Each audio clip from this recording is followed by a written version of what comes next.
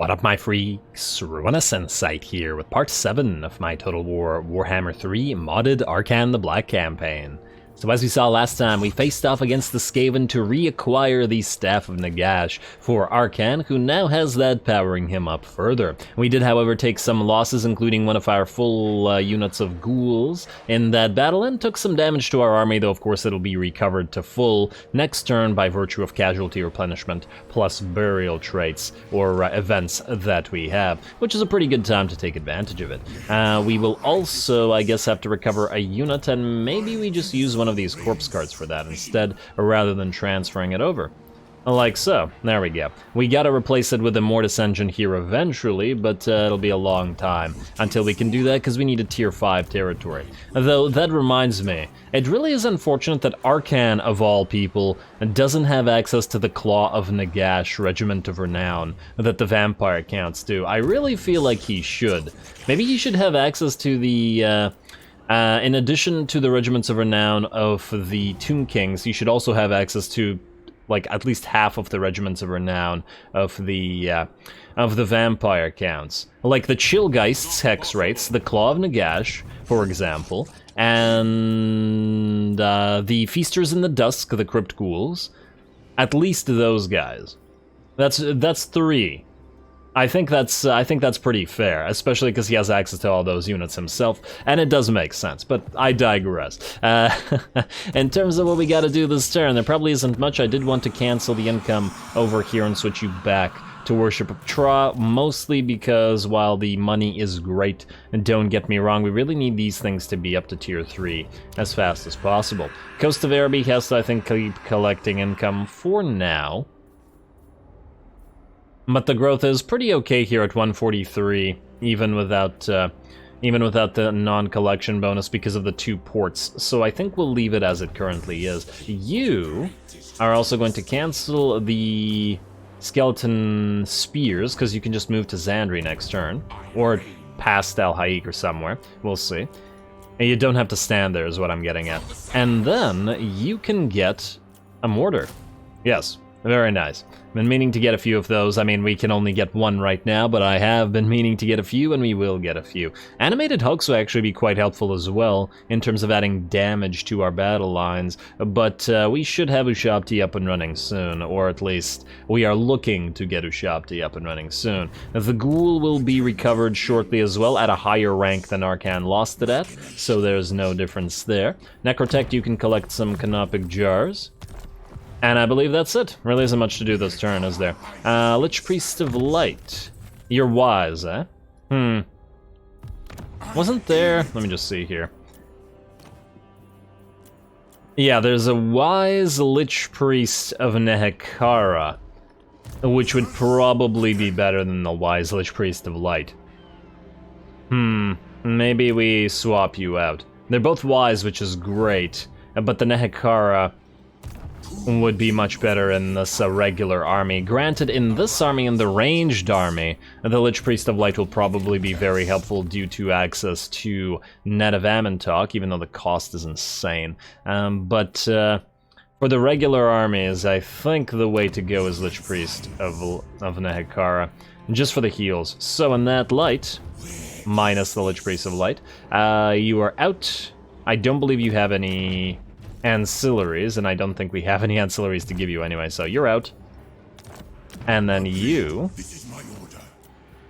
are in. Same amount of jars, but you also now have access to healing. Job's Incantation and Restless Dead, and of course this army will be fighting, so yeah. And we'll hold on to the rest of the points for the level 10 stuff. Beautiful. And this way we can keep you around. Unfortunately, we'll probably have to get rid of most of these wise guys at some point. Probably within a few well, probably in a few episodes, maybe like 10 episodes, I don't know how long it's going to take. But obviously, once we no longer need the massive amount of Canopic Jars, or at least as massive numbers as we need now, we will replace these guys with better traits that actually buff up the army. But for now, this works. We could also put them all together in one big blob of an army and use them to recruit stuff, but anyway. Alright, I believe that's it for what we gotta do this turn. Let's skip the rest of that, let's double check diplomacy real quick, and then let's go next. We have a Book of Nagash to hunt down. Dreadfleet, not ready for the military alliances or defensive alliances with you as yet, mostly because we don't want to get bogged down in further wars, though we are going to look into getting an alliance with you at some point. He'll be losing his armies throughout the campaign, I've no doubt, so I don't think it'll be that difficult. Also, it'll be easier to subjugate him as a vassal if we keep him like that. Anyway, end the turn. And that was fast, Scarby. You want to talk? No, you don't. You want to fight. That's how Khorne and his minions do their talking, which is fair enough. And this should be pretty interesting. Fortunately, we do have the armies necessary to defend it, should he come up here. Or down here, I guess. What is this? Cult of Sigmar, Volkmar, you are going to attack Arkhan, huh? Interesting. Man, this army is really weak. On the one hand is Volkmar, on the other hand we may be able to fight him again later. Do we auto-resolve this? Or do we fight it? Is this an interesting enough battle? He's only level 4, so he won't have access to his War Altar of Sigmar, and he won't have access to his...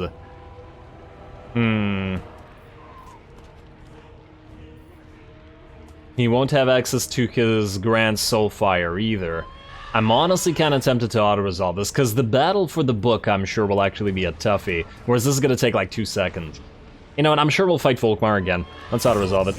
And we're going to heal to full regardless. We lose our garrison, we get a Berserker sword that we don't really care about, but yeah, that's fine. And let's get Endless March because we're healing quite a lot here.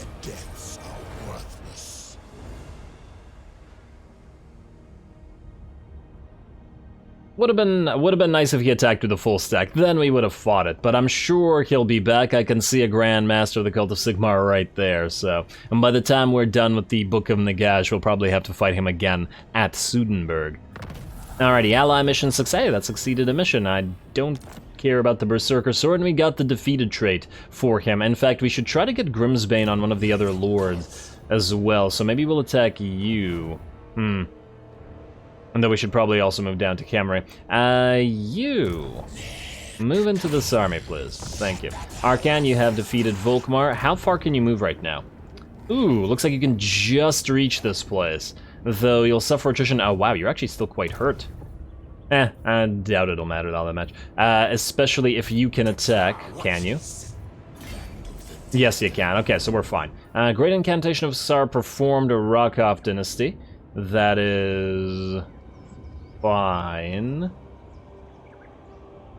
Oh, that's what's causing us attrition. Okay, I was just giving a quick read to what that was doing to us. You are going to move into Zandri, I think.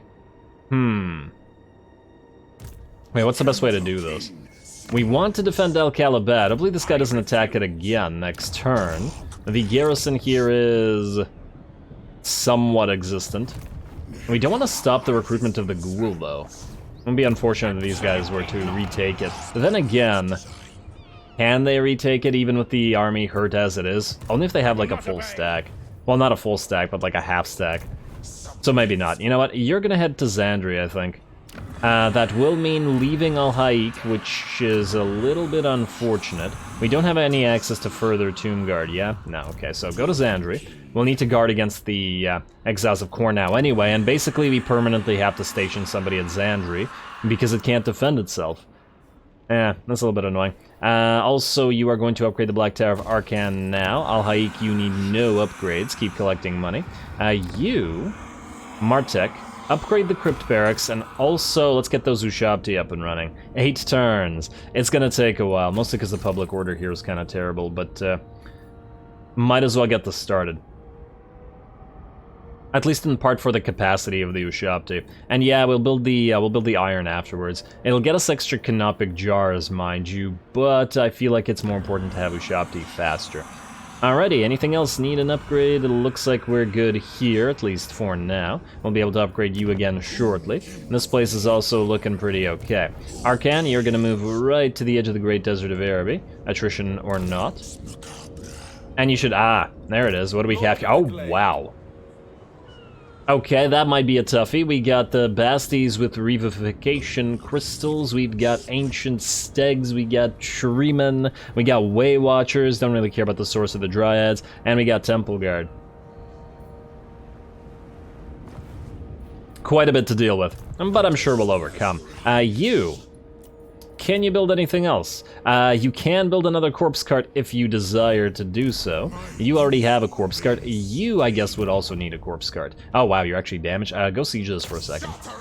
I guess Arkhan won't be the one doing the main attack, but that's okay. Encircle that, we will attack shortly. At least it'll be a big battle, because we have the garrison and the extra lord and the full stack, though I don't imagine these guys have too much of a chance either. Yeah, you still need to build your ghoul for Arkhan, so fine. You can hold off, but let's get... if we're going back around this way, I guess you could build the corpse cart, although we could also have you do it yourself. But then what do we lose out of here? I'm not entirely sure. I guess we need to retool this army anyway. It has way too many Nehekar warriors. Needs a few more units to hold the line. Let's just have you build the corpse cart for now, then. I guess we could lose the bats if we wanted to, but yeah, Balefire corpse cart for you. I really wish these were unholy lodestone, but, you know, you gotta take what you can get. And then you can build piles upon piles of spears, don't need the regular warriors. And you can just stick around in Xandri for a while. Alrighty, hopefully that looks good. Everybody else doesn't need to do anything. We have nothing to build. We have money coming in limited amounts, but it is coming in. Let's level up before we attack, though. You, Arkhan, we do want to move towards Wind of Death as fast as possible. There's also Sun-Scorched Bones, however. It's only going to help a few units, but it will help them, and it will be beneficial for Wights of Stonewrath Tarn. More importantly, we need to get access to Resurrect to heal everybody up.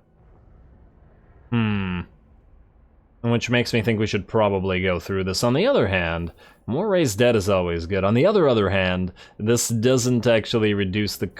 well, actually it does reduce the cooldown, but it doesn't reduce the cost. So it's still reasonably expensive. I think Sun-Scorched Bones rather, is still the way to go, because we're going to be using the Wights of Stonewrath Tarn. Leadership and charge bonus. Charge bonus. Oh, physical resistance. You know what? Maybe Return on Madness, actually. 1 point for 7% physical resistance is pretty darn solid. And you know what? You probably want missile resistance early as well, especially if we keep you on your chariot, because you're kind of a big target like that. Alrighty, well, until then, let's continue. We got Infamous Legion, we got Embalmed and Elixir. You can get Ceremonial Bandages as well. You know, let's do that. Let's get them both some defenses. And we'll probably go for Royal Lieutenant, because you're probably going to be a duelist throughout your history with Arkhan. Also, I keep forgetting, what do you get as your thing? You have armor for units. Yeah, that's great. That is great. And then you can get more Canopic Jars. Lovely. Alright, time to hit them. Unless there's another level, there is one for the Lich Priest here, but you have like no mana, so we don't actually need that, so that's fine. Attack. Here we go, big old battle, decisive victory, casualties medium, but we cannot auto-resolve, and I wouldn't want to anyway. It looks like we'll have to take these guys out. I'm gonna watch out for those chariots, but otherwise, I'm reasonably confident.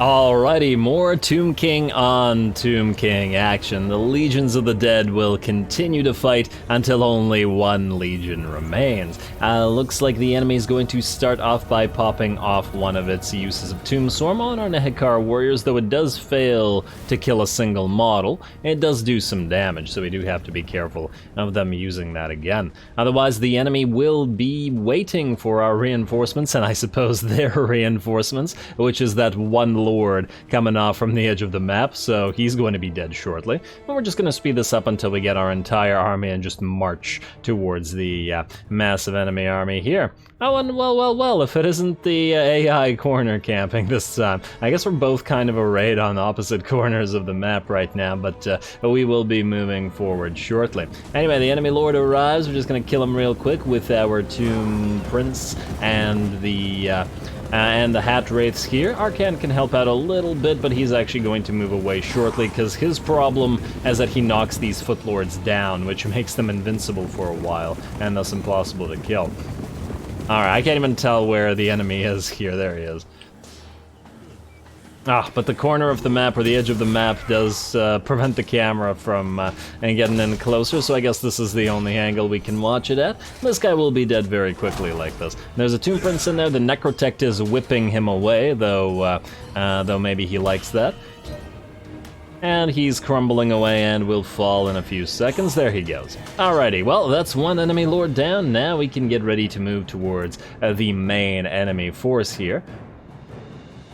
It is still a single stack now, plus the garrison, so maybe a stack and a half versus our 2 stacks, plus we do have Arkhan, as well as a decent amount of lords and heroes, and that Casket of Souls, which will be beginning bombardment shortly. On the flanks, we once again have our Direwolves and our Crypt Ghouls, as well as our Hex Wraiths, getting ready to countercharge and kill all those chariots, as that's going to be pretty critical. Where the Hex Wraiths are not, we are going to actually charge our Tomb Prince and our other heroes to essentially help out with the killing of said chariots. Casket of Souls reaches the chariots first and we'll take a shot at them, but of course that'll do no damage. In fact, I'm not sure it hit anything, but it can switch targets in a few seconds while the rest of our units move forward. And there we go. You can just barely spot them riding across the open sands here. And if we can have them take the charge from the chariots, where the damage goes to the Tomb Prince or the Tomb King, then the doggos and the ghouls can move in and not worry about having to take damage. It looks like the rest of the enemy army is also not annoyed enough to do anything about this, so that's great for us, as it'll mean taking out the only real threats that the enemy has. There are quite a few chariots in a blob, though. Here comes Arkhan, lording it over them with the fact that he has a floating chariot, as opposed to those pathetic, irregular, non-floating chariots. Now all he has to do is float his hat, and then just float his hat over the battlefield.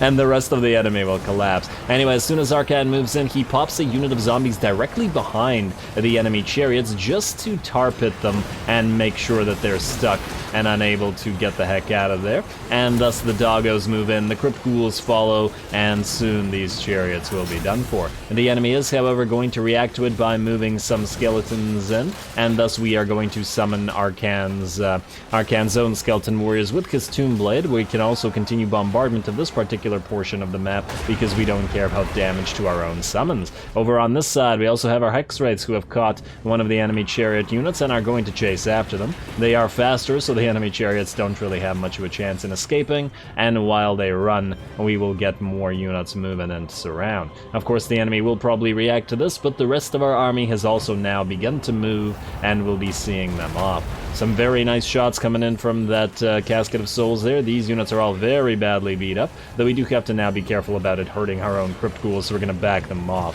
for a few seconds. The chariots on this side also have fallen, so we don't have to worry about those.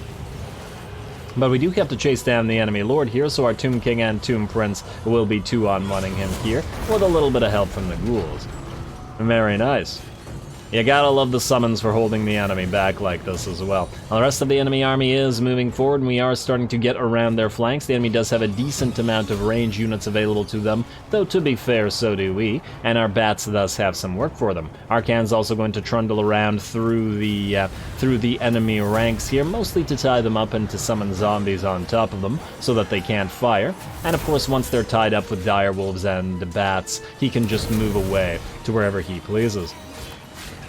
I feel like a regular unit mask shouldn't be something he cares about at all, because can't he just float over the top of any regular units? Why would he care? Alright, well, 20 kills on him so far, nothing crazy, of course, but he isn't mowing down enemies like he was in the Kristen Cantation of Joff was that effect. He was not mowing down the enemies like he was in the battle against the Skaven, but he doesn't really need to. We have the numbers, and the enemy lord has fallen. The enemy range units are all now tied up in the back lines. All the chariots are dead, and soon our range units will simply contract and hit the enemy in the back if they remain after the range units are dead. The enemy has hit Realm of Souls Tier 3, which means it does get to summon its Ushapti, but it has summoned them on top of the pile of Lord? No. skeleton spears that is being buffed up by the corpse guard here, so I don't think we're too worried about them, and then we're gonna get all of our range units to focus down those Ushabti. Granted, we probably don't need to, as they will dissipate as soon as the rest of the army is gone, but it'll make sure that this is faster. And it's not like we care about the deaths of a few of our skeleton warriors. Alright, looks like the enemy range units are done and the rest of the army is beginning to crumble. There is one more Tomb Prince to take care of, but we have our own Tomb Prince to deal with him. And I imagine our Tomb Prince is the superior one, as he probably has out-leveled the enemy. All those effects from the healing coming in everywhere on the map as well, so at least we've activated... Oh, actually, no, that's still the enemy? Huh, it looks like our units are healing as well, but we haven't reached tier 1. Interesting. Yeah, but their HP is climbing. Maybe this is from... It's not from Vigor Mortis. Oh, wait. Realm of Souls tier 3. Oh, we passed tier 3, and then it just looped back around. Okay. I was wondering what the heck that was. Well, that's great. On one hand, it does mean we did suffer some damage, but on the other hand, it does mean we're gonna heal back up for a lot of our units. And with that, the battle is over. A few more units just dissipating away, but we just had way too much numbers and way too much in the way of the faster-moving units that got around the enemy and destroyed all their range. Beautiful, and such is the end of the Raghab Dynasty, and the Desert of Araby is ours.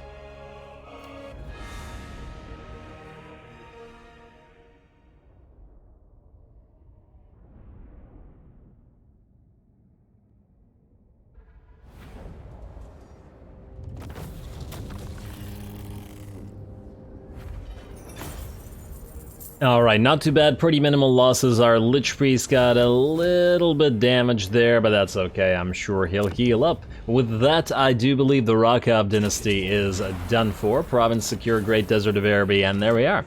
Raghab Dynasty destroyed. Now, I was curious as to what this special building does. Ooh. Oh, it allows us to get Ushabti. Oh, it's gonna take up forever to get it unlocked, though. Even with the 50 growth. Maintenance costs minus 200, eh?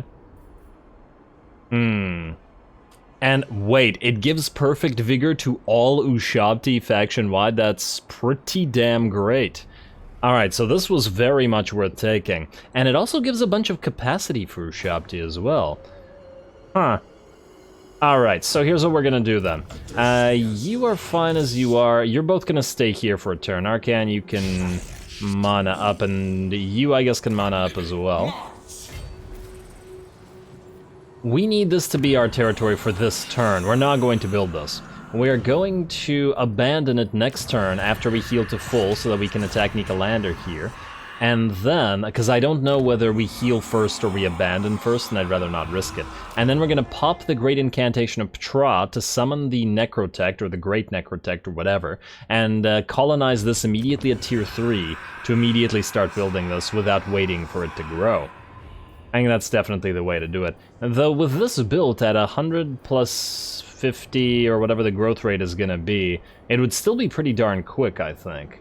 But, actually, is it even worth it like this? Let's see, it would take... Actually, it wouldn't be that long, would it? We would have to wait a few extra turns, mind you, for it to grow. But then we could use the Great Necrotect somewhere else. Though the question then is, where would we want to use it? There's probably not a lot of places that we need to go to immediately tier 3, unless it's a place like Qatar, which appears to be a ruin.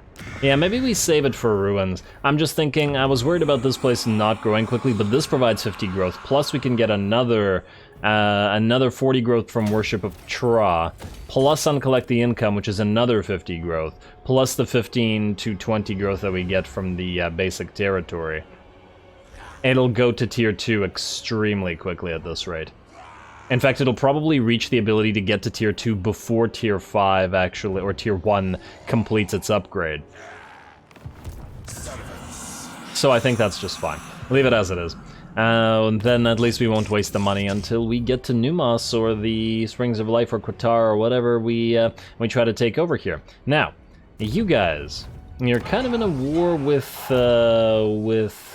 Manny here, who's also fighting Tic-Tac-Toe, but it looks like he has Tic-Tac-Toe, whose army is badly beat up.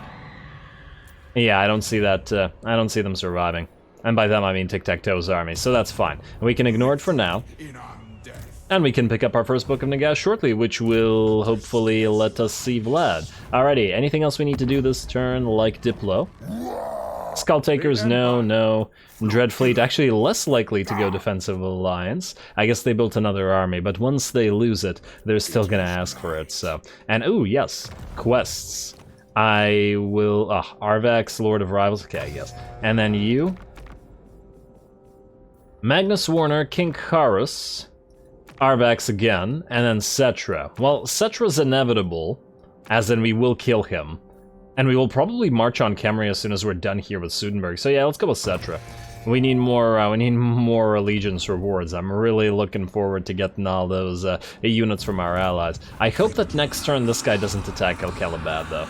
It would be quite annoying. On the other hand, wait. We could cancel the Ghoul and all these buildings, I guess. All this construction, move you to El Kalabad instead. Huh. I mean, it'll be an extra turn waiting for the Ghoul, but it's not like one turn is going to make that much of a difference. You know what? Yeah, this is safer. Let's do those. You're going to cancel. You're going to get your Ghoul. Like so. And Ghoul here, and then whatever else we were building. I guess we were building another corpse cart, but for another army, not your army. We'll probably trade it to King Jokt. We will then go for all the skeleton spears that we can put in here. Lovely. We'll be at 19 out of 20 as well. Okay, that certainly works. Then we can move King Sanak to the Black Tower, and then he can police Black Tower and Zandri until both of the places are reasonably ready to defend themselves. Alrighty, this way this guy can't take it, and when Volkmar revives, we can send another lord, like King Jokt, for example, to go and fight him. And get another buff for us. Also, we got a Berserker's Sword, which I guess we can put on our Tomb Prince, because he has no items. And he's our duelist right now. Man, we have, like, no items available. I guess the game expects us to go all in on Mortuary Cult. Actually, speaking of Mortuary Cult, let's go look at the Legions of Legend for a sec. We probably want to unlock at least a few of them before new dynasties. The Usurian's Legion of the other Netherworld, rather. I keep wanting to say Underworld. Netherworld is quite strong. 200 canopic jars. That might be the way to go. I was also thinking about using Necropolis Knights to lead our Hex Wraiths. I get like 2 to 4, to get 4 units of Hex Wraiths, and then 1 unit of Necropolis Knights together with them, and then they can work together. Especially as they would be regiments of renown, but then again, maybe not, we'll see. Because it definitely still has to be a primarily melee army for Arkhan. We still also need to get access to our Crypt Horrors. It's going to take a while, though, so I guess we're waiting on that one. Alrighty, unassigned skill points we'll skip. We're going for Nika Landor next, so let's end the turn and proceed as we are. I think I just saw Tic-Tac-Toe moving southward away from the from our allies' territories. Luther, you want us to join your war against Lamopek? No need. It'll be dead next turn. In fact, it's dead right now. We pieced out to them because they gave us money, so that's great. And ooh, there's a full stack belonging to Alberic in your army. In your territory, rather, not in your army. It might be in your army shortly, but we'll see. Alrighty, faction destroyed, yes. Highborn of Khemri, great, I guess. And alright. Oh, we could actually do triple armies if we wanted to, but then we'd cancel the Ghoul again. No, you know what, screw it. We could do it with 2. Magnus Warner, is building up here. I don't like the fact, though, that we can't see what's going on out here. You know what? Lich Priest of Light Hetakor. We're gonna move you out here. Wait, what? I shall take your advice. Why does it show attrition? You can't suffer attrition, you're an agent. Yeah, there you go. Alright, what I want to do is put him out here. Aha! I was actually looking for the Exiles of Khorne, but you will work as well. King Sanacht, move here to the Black Tower to defend that. Hopefully this guy doesn't just walk past you and go to the Zandri instead. Zandri, you know what? I'm worried about you, and we can't build a pyramid yet, but let's get that Desert Lookout up and running. Honestly, this entire territory is probably going to need at least temporary defenses, or rather, until we deal with this. One negative aspect of moving King Hetakor out here, though, is that he can no longer... provide magics to you. What I guess we could do is move Esphere in there as well. Instead, rather. You know what? Get another point in there as Incantation of Protection. Yeah. And then we're going to move you out of this army. And we're going to move you into this one. What's the likelihood this guy attacks? I don't know. Probably not super high, but high enough so that I'm still somewhat concerned. Let's get a couple skeleton spears in here. We have the mortar, and I don't imagine we can build another one yet. No. Too bad we can't build a bloated corpse. Also, this guy has the Hawk Legion of Cetra as well, which are quite nice. Nehekara warriors, but even more powerful, and their melee defense is shoring up the weakness of the unit in general. So still a concern. What do we have in terms of defenses here? Some skeleton archers. Honestly, if this guy actually attacks the walls, he'd be insane too, because he won't win with the Hawk Legion. And we do have another army to move in. Also, other army that would move in. Let's get you some more skeleton spears. Look at all that skeleton spear spam. If you're wondering why these armies look like this right now, it's because we're going to join them together and swap some of those units around. It's just the way that we ended up building them. Anyway, Arkhan, get ready to attack. King Jokt, move in to reinforce this time. We can't have you rather than Arkhan attack, because Arkhan has all the mana, and last time it was kind of problematic. Let's do... I was about to say let's do admin, but there's like no admin to do. Alright, fine. Arkhan, points assigned, and then we're going into it. Increase in mobility, please. Yes. And then you... are going to get, you can get martial, discipline, or unyielding. So personal buffs or extra armor for the entire army, but only when defending. Doesn't seem like that big of a deal. Restore Nehekara Glory is also only local province, which is also kind of meh. Or we could just go through Indomitable Will and start making you a better fighter. We could get you Returned in Madness. You know what, let's get to Returned in Madness. It's an easy pickup. We could also get Grand Vizier's Command, but I'm not entirely sure whether or how many we will have, as in, of these units. On the other hand, considering you have Trustworthy, which gives physical resistance to all units in your army, this would probably be a good army to use ghouls with. Not as good of an army to use the ghosts with, as they already lean into it, but we can use more ghosts with Arkhan's force.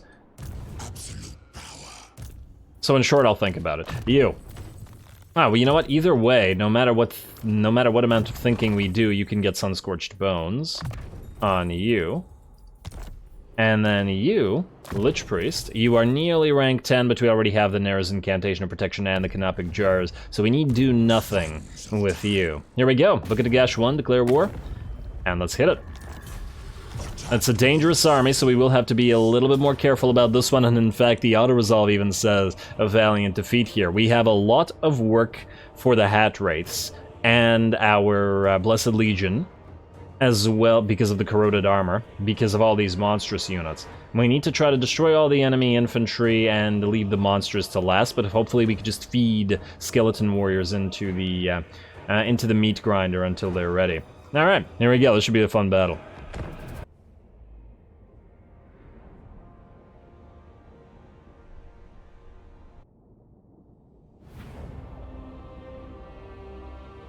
For my master. Hey man, not everything has to be for your master. Do something nice for yourself there, Arkhan, like you got that chariot. You didn't get that for your master. You got that for yourself. Did it have to float? Of course it didn't have to float, but you made it float because it's nice. Alrighty, well anyway, here we go. This should be a pretty damn interesting battle. The enemy has much more elite troops than we do. All those wild riders on the fields. Like, honestly, if we had an equivalent army, considering they have Temple Guard and Basties, an Ancient Steg, the Tree Man, obviously the Temple Guard, and the Way Watchers, we'd have things like Ushabti with Great Bow and Hyro Titans, and a couple Tomb Scorpions, probably some Tomb Guard, etc., etc. So there's a pretty big disparity in eliteness, or maybe more Hex Wraiths as well, and because the enemy has, I think, 3 units of Wild Riders, something along those lines. Yeah. So either way, we will have to be careful and watch out for those guys. Now we are going to wait, of course, because the enemy is not going to head towards us. They probably would have been better off doing so, but if they're going to allow the rest of our army to get onto the field, then I'm certainly not going to complain about it. We're going to begin our bombardment now with our Casket of Souls, and we're going to make a second line of the Nehekara warriors directly behind the Skeleton Spears and Warriors, and then the archers behind them. We want the enemy melee big monsters to get through the first line and then get bogged down in the second line, rather than to immediately hit our archers behind them while the archers take them down. And this is SFO, but the enemy is still, or the big monsters are still very vulnerable to concentrated range fire, so not super concerning. Now we're also going out to the flanks, our White King together with our Tomb Prince and the Tomb King on this side to help out the ghouls and the dire wolves, and then the Hex Wraiths over on this side doing the same. The goal, of course, to kill those Wild Riders before they can accomplish anything, but we will continue our bombardment for as long as the enemy allows it. The more units of Temple Guard we can take out in this manner, the easier it'll be. It would actually be preferable to take out the Way Watchers, but we can't see them because they're in stock. And honestly, the Way Watchers are probably by far the biggest threat on the field here. A lot more than anything else. Yeah, there's the big monsters, and oh, I like the color scheme. There's the big monsters to be concerned with, but they will go down to range fire or by concentrated attacks from our lords and heroes over time. The Way Watchers can attack from somewhere they're hidden. Like they're doing so right now. I freaking knew it.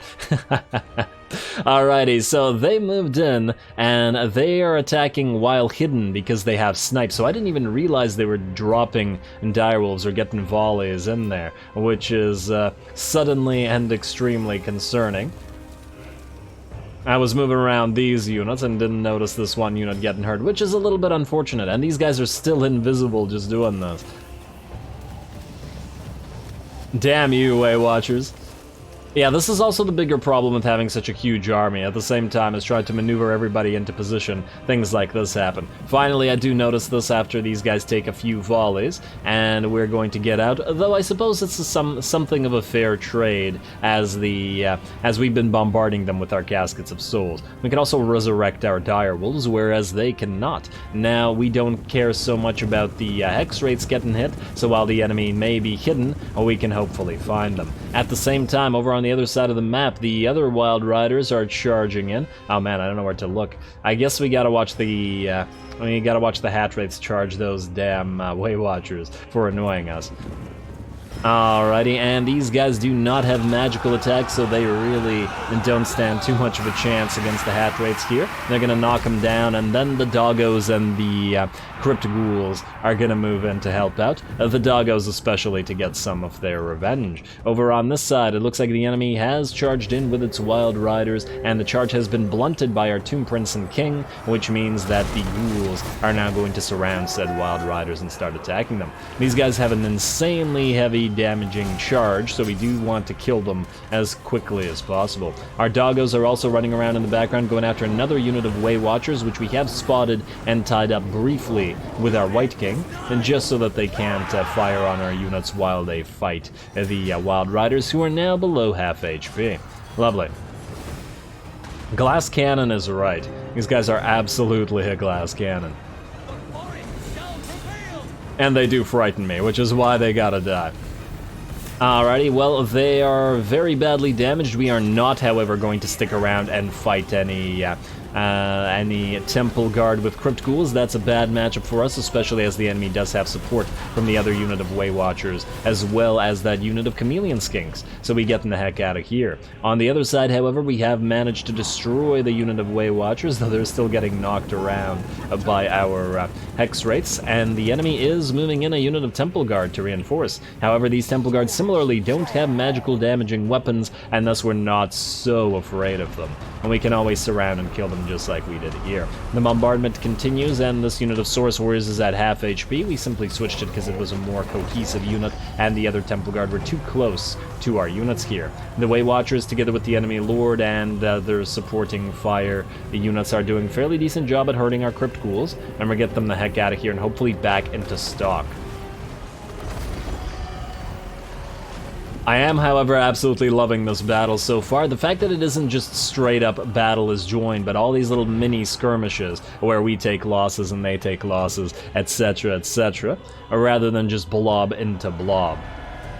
Usually this means that it's a battle that you actually have to work for, rather than just directly ordering the entire army to hit the enemy. Damn, that was a very close shot. Careful, Arkhan. Do the dance if you need to.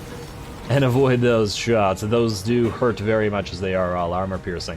And here come the Dryads together with a single Ancient Tree Man. Looks like the enemy is going to send a Vanguard force forward towards our lines, but they're going to suffer greatly for this. The first unit of Dryads is basically done for. And while the second unit has reached our lines, it's not going to be around for much longer, especially as their limited armor does get corroded.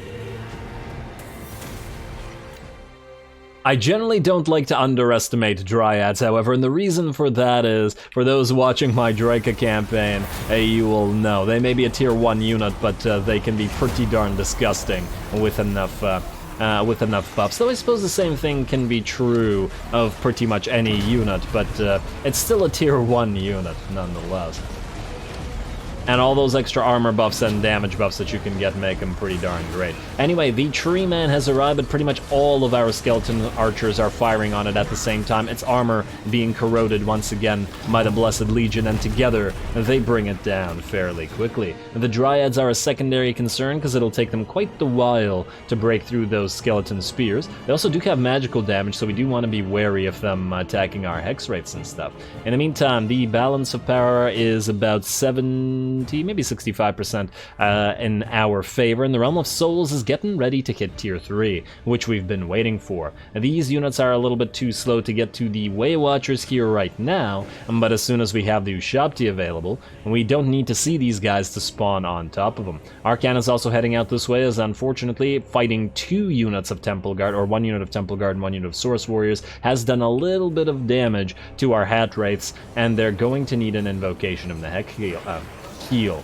On the bright side, though, these units working together have managed to absolutely destroy 1 Temple Guard unit, and after the heal and Arkhan helping out with the enemy Saurus, I think they can overrun and kill them as well, and maybe even that bestie. There is still another unit of Way Watchers in the center of this, and we are going to move our Crypt Ghouls around to try to capture them. Or find them, rather. And of course, the second enemy unit of Tree Man, the second Tree Man here is similarly going to get focused down by all of our ranged units. And I also want to point out our Corpse Card, very, very badly beat up, and this is why we were waiting for that Realm of Souls Ushabti, which should be coming up any second now. There it is, dropping in on top of those Dryads, or not the Dryads, the Way Watchers, rather. They were the ones focusing down this poor Corpse Cart, which is now currently in banishment, and it is very, very low, or it's crumbling, rather, and it's very, very low HP. On the bright sides, the Ushabti should be able to take care of these units just fine, especially as they now have the support of the Casket of Souls hitting all these units in the back. Attack from 2 sides, the Tree Man looking like it's about to drop in the background as well. It looks like the battle will soon be ours, though it is taking some effort to get there. There we go, very nice shots from the casket. Now, this particular strategy worked particularly well in the quest for the Staff of Nagash, and it looks like it's going to pay off here as well, with the combination of Summoned Ushabti and behind an enemy unit, as well as the Casket of Souls. And gotta try to replicate that a little bit more with Arkhan's riding around and summoning skeleton warriors, as well as zombies. Anyway, over in the background, we've caught and destroyed the other unit of Way Watchers with our ghouls and our dire wolves. It looks like only the bestie and the enemy lord remain. Otherwise, the enemy's melee line is pretty much completely broken. These Temple Guards should be done for shortly, and then there will be just an Ancient Steg and what remains of this. There is still that Ancient Tree Man to bring down, but looks like a few more hits from the ranged, plus our Tomb Prince will knock it down as well. Sad to see these tree men go, but I prefer the malevolent tree men anyway. They just have a better color scheme, objectively. Down you go, buddy. And unfortunately, you're going to be buried in the sands here. Maybe we can make a chariot out of you. Alrighty, and we have the bestie here now with all that armor, but of course the Hex Wraiths should be able to get through that, especially with the White King helping them out. Frankly, the Dire Doggos aren't going to do too much here, so we're probably going to move them away to chase stuff off afterwards. The Ghouls have also found the enemy Lord, who has only 60 armor, and would thus probably be decently threatened by them. And here comes Arkhan with his chariot as well. And just actually driving over the enemy Lord and not knocking him around. There we go. Maybe he's just doing that to be intimidating. Seems like a good way to allow this guy to stick a sword in the spokes of the chariot there. Although I'm not sure that would actually work. You need a really long staff actually for this to work, probably. Alrighty, and now here come the doggos. The Lord is below half HP. The rest of the army looks to be done for, and in fact, it does shatter. We are going to try our best to kill all of the enemy units. However, I don't know whether this unit survives, or this army rather survives if it gets defeated. But just in case it does, we definitely want to bring down the large units and the elites as best we can, especially the Way Watchers and the monsters, I guess. Mostly because I think those units are going to be very valuable in auto-resolve to the enemy. If there are a few Temple Guard or Saurus remaining, it's probably not as much of a big deal. And the enemy Lord, one more charge by Arkhan will indeed bring him down, though it might have been actually the Ghouls that got the kill, depending on whether Arkhan actually hit him with the charge or not. But I'm sure it still worked, and I'm sure it's still fine. And there we go, just a few units remaining. Let's speed it up for the rest of this. And let's see how many losses we took. Actually, by virtue of this, well, actually, no, this doesn't tell us anything, because it counts summoned units as well. So we can ignore that. But nonetheless, a decisive victory, and the, I want to say, second Book of Nagash is ours.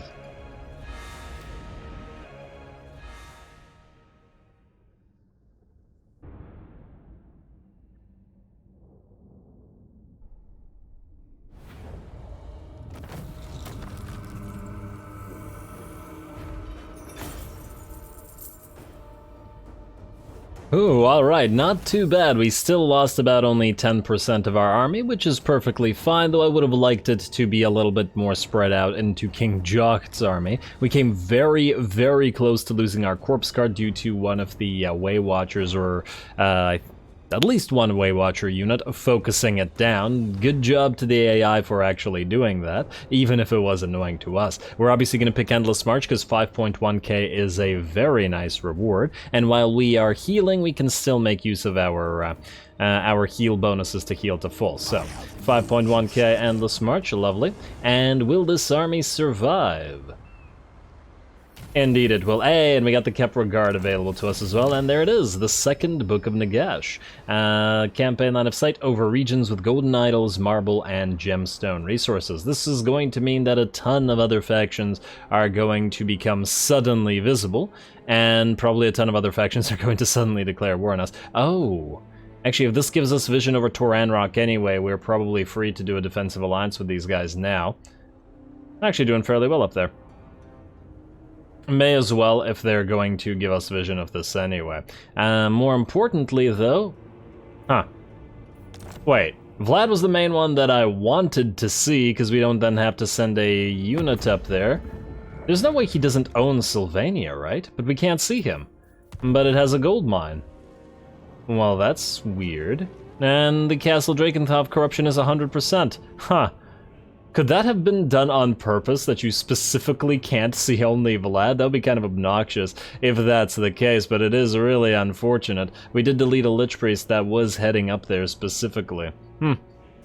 Maybe we'll wait next turn and maybe it'll somehow suddenly become available or visible? I don't know. I don't know, but unfortunately we are out of time and I am going to have to call this episode here. I fear that this is not auto-resolvable, and by virtue of the fact that Our corpse cart is nearly dead, so the auto-resolve will kill it, so we'll have to do this manually, super quick, at the start of next episode. Otherwise, next episode we'll be heading out towards Sudenburg and towards Khemri, who have decided to take the offensive, which is perfectly fine by us. I'm sure we'll be able to hit them back. I'll also give the read of the various lores of the books rather, but we have to do it in order, because it's like a little story. So we'll do it once we have all the books, rather than as we acquire them. Also, what did that also give us? Income from trade tariffs. That increased our trade from like 378 to 422, so ooh, but I don't care about that too much. But not to worry, now that these guys are out of the picture, when we will have Ushabti up and running reasonably soon, and we're going to be taking even more offensives and spreading out into fighting both Khemri and the Exiles. Looking forward to some great battles there. Stay tuned for them. Don't forget to leave a like and comment. All glory to the algorithm. And thanks for watching.